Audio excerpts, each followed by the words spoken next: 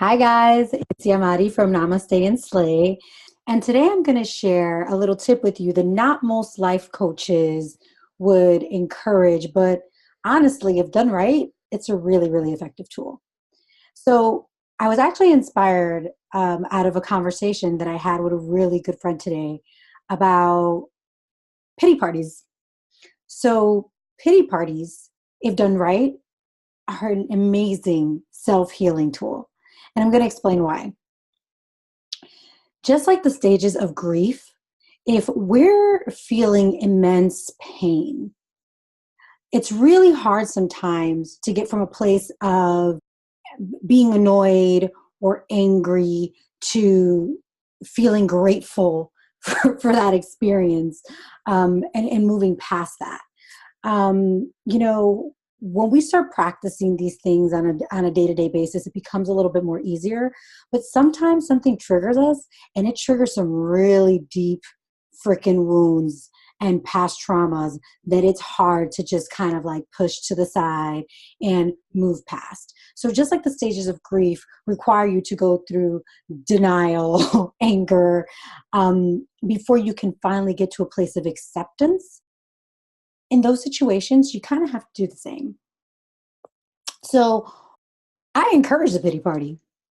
If you're angry, if you're upset, there is no reason why you should suppress your emotions. And you shouldn't let anyone, I don't care how many credentials they have under their belt, make you feel like you're a bad person or you're not enlightened enough or you haven't healed enough just because you're having trouble moving past a certain emotion.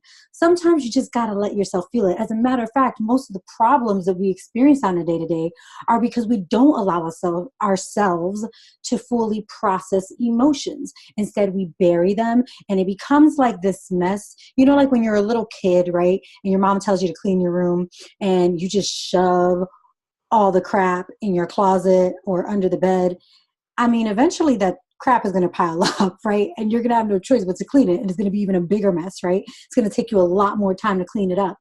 Your emotions are the same way. If you don't allow yourself to heal properly, eventually when you open that closet door, everything is going to come tumbling down on you.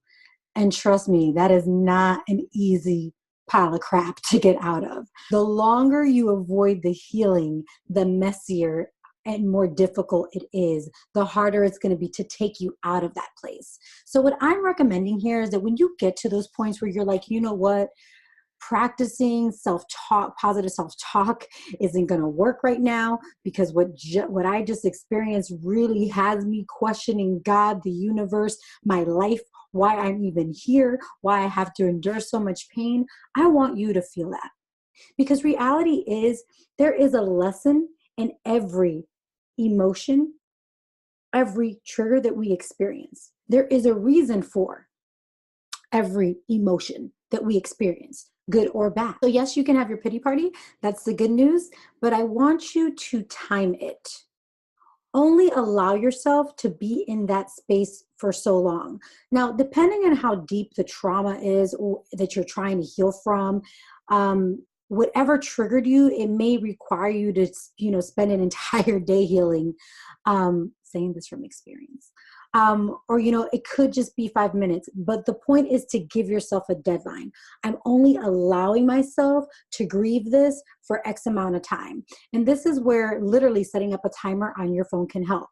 So to start, as a point of reference, give yourself 5 to 10 minutes to just kick and scream, be mad at the universe, cuss it out. It does help if you literally physically allow yourself to process this as well. Okay.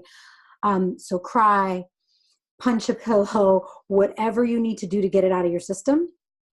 And once that timer is up, I want you to do yourself a favor. I want you to take a deep breath or several deep breaths, right? And I want you to start getting yourself into a state of relaxation. The best way to do this is meditation, right? But again, oftentimes, depending on what you just went through and how much pain you just allowed yourself to get out and process, there might still be some residual stuff in there. So if you're still having a hard time clearing your mind, at least turn on some music that helps relax you, continue sobbing whatever you need to sob. Again, make sure this experience is timed. Go take a relaxing bath, whatever it is you need to do, but just practice deep breathing and getting yourself to a place where you're more centered. Now, once you've finally gotten to a space where you feel more relaxed, you're coming down from this high, this energy of just being angry and mad at the world.